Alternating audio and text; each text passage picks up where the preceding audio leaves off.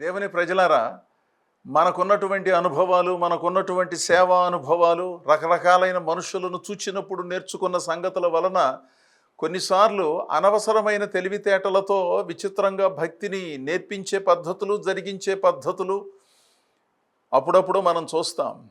నిర్మలమైన, నిస్వార్థమైన హృదయముతో హృదయములను పరిశోధించే దేవుని దగ్గర చెడుతనమునకు తావులేదని, దుష్టత్వానికి తావులేదని, నిజముగా దేవుని సేవ పట్ల సహకరించే వారిని చూచి ఆయన ఇష్టపడుతున్నాడనే సంగతిని గుర్తించి నిర్మలమైనటువంటి మనస్సుతో దేవుని సన్నిధిని మనం కొనసాగాలి. దేవుని దగ్గర అనవసరమైన సంగతులకు చోటు లేదు, తావు లేదు. కనుక అవసరమైన దేవుని వాక్య జ్ఞానముతో మన జీవితాలను నడిపించుకుందాం.